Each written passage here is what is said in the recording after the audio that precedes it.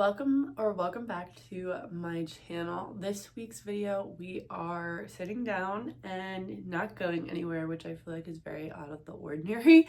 But if you've been keeping up on my Instagram or my TikTok, you may notice that I've been like constantly running around, and I feel like there's just a lot of exciting things going on right now, especially like being a junior in college. I feel like there's a lot of like career opportunities that I just want to be able to take as much advantage of as I can, especially being in Maryland. Also, if you don't know me, I'm Sara Parksfield. I'm a junior here at Towson University, a mass comm major, and I love to kind of just record my entire life, update the good, the bad, the ugly, kind of everything in between. And I am hoping to go into social media or communications, marketing, PR, whatever that might look like after I graduate next year, which is crazy to think about. But I have created a portfolio that kind of has all of my work in one place that I'm able to show people my examples, my work, anything really that has to do with my career. And so I thought it'd be a good opportunity to kind of share how I created my portfolio, just because I based it off a TikTok I saw and there was no real like steps on how to do it. So I kind of had to figure it out on my own, and I had really wished there had been a video out there to help me. So I wanted to share with you how I created my portfolio. So this is what she looks like. There just starts off with like a home page, an about me section, my featured work, my samples. Then we go into some seminars and summits, as well as my experience, my leadership, my skills, and then just like a get in touch. So I wanted to walk you through how I got to this process. So first, we're going to start in Canva. That is how I created my website. So if you have a Canva, you can just start a new design. I already have like a website section in their designated templates. So I selected a website, and then you can pick one whichever best fits you. I will say a lot of these are pro, and while I personally do not have a pro account, a family friend does, and they let me use their account. So very appreciative towards them.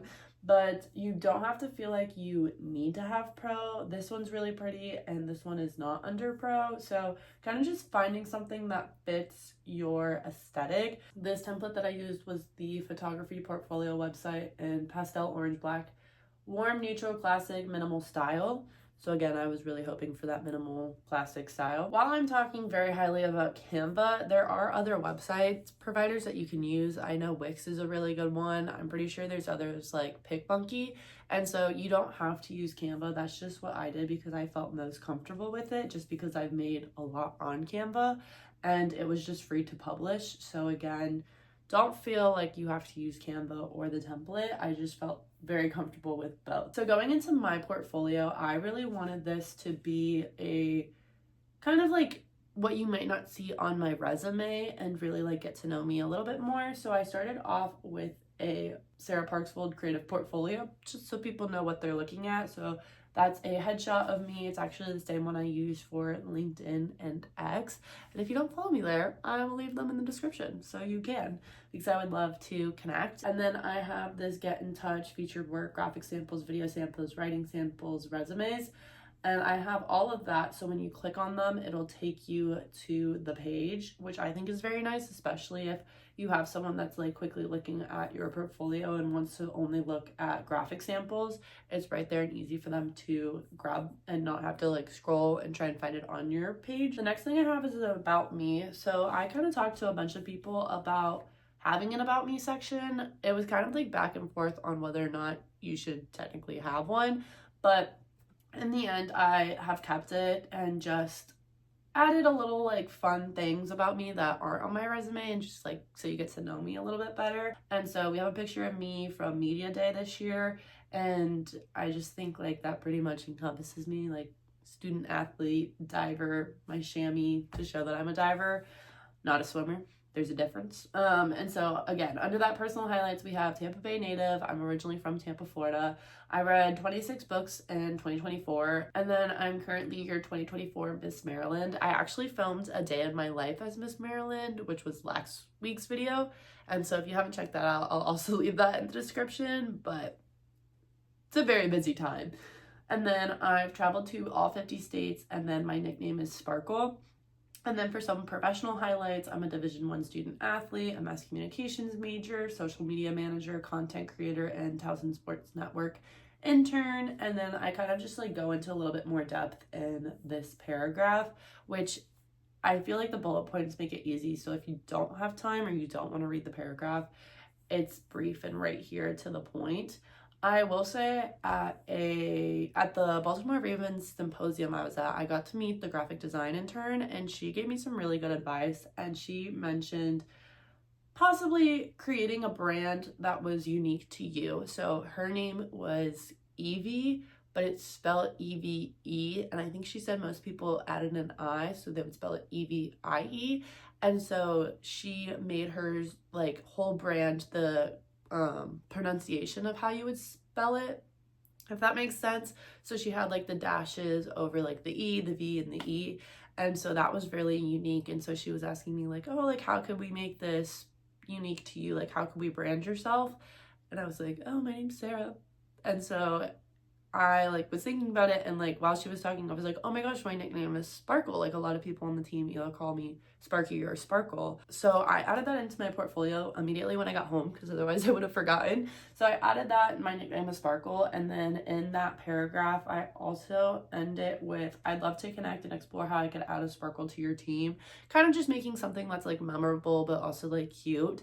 So thank you to Evie, because that was very helpful, and I think it's a good way for like people to remember you. Scrolling down after that, we have my featured work, and so I have some TikToks that I made that were posted on not the Towson Diving Instagram, so that's the one that I run for my team, but this was on the men's basketball team, the volleyball team, and the swim and dive account. So then moving into my graphic samples, I am not a graphic designer. I didn't have, and I still don't really have any graphic design background. I took a course on LinkedIn to try and get some more knowledge on that, but I haven't taken any courses or anything in school. For this one specifically, the countdown post, a teammate of mine sent me a graphic that they really liked, and we're like, hey, like, can we do something like this for 1 week out till conference?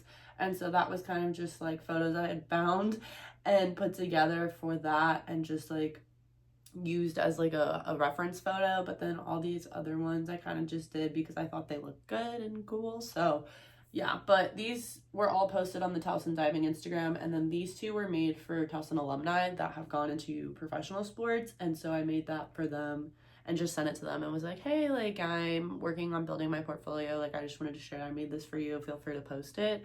And so I think even if you don't have a place to necessarily like post, so for me, I have the Towson Diving Instagram, but if I didn't have that, just like creating fun samples that you think are cool, possibly sending them out to the people that are in them, and that's like a really good way to just get started. But yeah, you don't need to actually post these anywhere. I do have the links embedded into the like thing on here, but yeah, these two don't because they weren't posted anywhere, but I don't think it really matters as long as you just have something to show for it. And then for short form videos, these were all posted on the diving Instagram, and then I have the link to the diving Instagram. But again, like, you really don't have to be running an account or posting these anywhere. I think as long as you make them and you're proud of them, just like putting them on your portfolio to show that like you have some knowledge of what you're doing is really important. And then for writing samples, I just recently added this to my portfolio because I got my first article published, which was really exciting. And so at one of the summits I was at, it was specifically for communications, and it was with the Steelers. So I'm a communications major, but I'm not sure if I really want to go into communications. We'll see. But while I was there, they talked about the importance of having writing samples. I got to work and I interviewed some of my friends and some people that I know that play sports here at Towson, and just was like, hey, like, can I get a quote on this meet or this season or your career overall? And luckily I heard back and I was able to make a couple stories, and one of them actually got published. So that was really cool. So I added a screenshot here as well as the link. So the link's embedded. So if you click on the photo, it'll take you to the website and you can read the article. But before that got published, I added these. So these were just stories I wrote that probably won't get published. So they'll just live here on my portfolio. But I think they're really cool, and it's like a really easy way that like you don't have to have something published. You can just like ask an athlete in your class, or if you have friends that are athletes, whether they're at your school or not, just ask for a couple quotes and you can just make a story on that. You really don't need to have anything published or posted anywhere, as long as you like show that you have some samples. And again, like this could just be classwork. Like you don't have to necessarily like go track people down that are athletes and like ask for them to write or give you a quote. And you don't have to make it sports related too. Like if you do something for class, like we did a project on, in one of my classes, it was I forget what the brand was, but we did something on a made up brand, and we like had to like get like quotes from like the founder and stuff. And so we got to make that up, but I think that would be like a good thing to just talk about. So I think it was called like Tiger something, Tiger Bar, Tiger something. And so I just remember like having to make so many like articles and like write so many things for that, because it was for my PR writing class. And so like that was another thing that you could just like add in here. So it doesn't even have to be like, if you're not looking to go into sports, like this could just be writing samples from class where you had to get a quote from a CEO or something like that. Next, I've dabbled into a little bit of sideline reporting. Again, I really don't know what specifically I want to do in sports. I really think it's going to be more social media, but who knows? And so I've tried to do as much as I possibly can. Yeah, hopefully I'll be able to do more of that in the future. I think I want to do another interview with like at least our coach, like going into this next season, like when we come back in the fall. So this is a work in progress, but that's why I really like Canva too. Like, as you can see, like I can edit like right now and like keep it updated. So that's really nice. But moving down, we have seminars and summits. So this one I think is just really cool because I'm able to kind of show like where I've been and what I've done. So I've been to 2 summits, 1 symposium, and then a panel. I've gotten a couple questions on like where I found this information to like attend these things. I am pretty sure the Buccaneers She Football Summit was on Instagram. The Steelers was on TikTok. The Women's Networking Symposium was on LinkedIn. And then my friend sent me the panel, which was on Handshake. So yeah, there's no like real place to find all of these, but I think just being able to like, if you want to go into like the NFL, following all the teams, or like the MLB or the NBA, like following the teams, because they will be posting stuff that's going on, whether it's on LinkedIn, Instagram, all that fun stuff. So that's kind of how I found out about those. And then I just added pictures as well as like what it was. So then down on this experience page, we have some current and past experience that I've had. So I'm currently the content manager for the Towson Diving Instagram, currently an intern for the Towson Sports Network, currently the social media intern for the Tampa Bay Inferno, currently the spring intern for Towson Mass Communications, and then I did a summer internship last year with the National Aviation Academy, and a content creator for YouTube. So that's the experience I have here. I think it's just nice to have it all in like one place for everyone to see, because I know on LinkedIn it's there, but like you have to go through like their description of it. So I think this is just nice to have here, and just a little repetitive, but I think it's just helpful. And then below that we have my leadership. So I'm the president of Own Your Roar, so I have a little bit about that, and then the video we put together this year. And then I'm also the co-president for Public Relations Student Society of America, so I have our logo there. And then I'm a member of Women in Sports and Events. I think this is really important to join if you're looking to go into sports or events. So that might be like the music industry or like TV or something like that. I think that's been really helpful for me. I've gotten a lot of like opportunities from that, as well as mentors and just connections. And so that's really nice. They have different chapters. So I'm a part of the DC chapter, but I know they have a Tampa chapter, a Pittsburgh chapter. There's a lot. So definitely look into seeing if there's a chapter near you, because I think that could be really helpful to just like build connections, build mentors, and just like learn more about things that are going on near you. And then I have a skills section. So I just have some editing software that I know, some business software that I know, and then some social media management certificate stuff that I'm aware of. So I have 2 certificates I did for one of my classes here, Canva, just because I know that really well, and then CapCut, because again, like, know it really well. And then underneath that, we get to the end of my portfolio. So I actually have 2 resumes, and I wanted to make them as big as possible so you can't miss them, just because I think a lot of people look for your resume, especially if they just stumble upon your portfolio and they want to get in touch or like learn more about you or just have your resume on hand. So I have a social media one and a communications one. And then I also made this. It's the background for my LinkedIn and X, and it says, "Let's work together." And in the words, it's photos of me, which I think is really cute, whether it's like working or like getting an award or something like that. So I really just like that. I think it's really cute. And then I have my email, my LinkedIn, and my Gondola. So Gondola, for those looking to get into social media, is just an app where you can post like social media posts that you worked on and like what role you had in it. So I think that's really cool. So that's just like a really like brief overview of my portfolio, but again, like just like adding in like pictures and stuff and text. I feel like that was pretty easy to do, especially if you use like a template so it's already there. But that's kind of just like everything that I put on my resume. And again, like with Canva, it's very easy to publish and edit. So here I'm going to publish that photo I adjusted. So it's just republish your website. The link stays the same, and whatever you change gets updated, and then it's very easy to edit again. So I don't know how that is for other websites. I feel like it might be more of a, you get to edit it once and then not edit it again, which can be really tough, because I just know for myself, I've constantly been working on this and still will be, just like adding different samples and things like that. So now the photo isn't on the border, which I really like. So that's really nice. But then here, there's that yellow bar. If you continue editing this design, you'll need to republish it again. So edit design, and then you get free range of moving things around, adding things.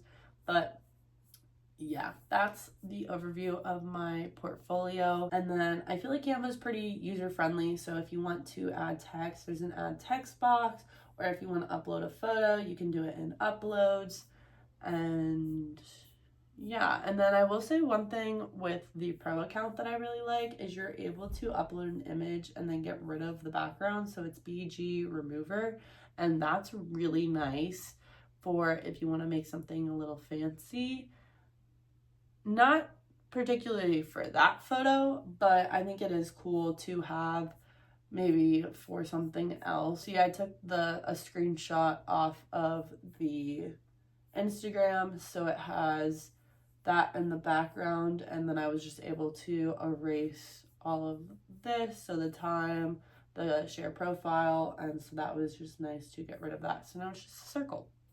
So I do like Canva Pro for that, because it makes trying to do that manually not as difficult. But yeah, that's kind of my portfolio. I hope this was helpful, but if you do end up having any questions, feel free to ask down below in the comments. I will try and answer them in any way that I can. But that is my portfolio. That's kind of what's been going on recently. One thing that I did get rid of, which I had, was a section on what I want to do, like career goals. And I did get rid of that just because I felt like it was taking up too much space. So again, like, it's very easy on Canva at least to like update your portfolio, which I think is very important, or take away or do whatever, or just change it, which I think is nice. And it like makes it so when people come back, they're not seeing the same thing. So I think that is nice. So that's all I have for my portfolio. So if you made it to this point in the video, just know I really appreciate it, and you should comment the computer emoji so I know you made it all the way to the end.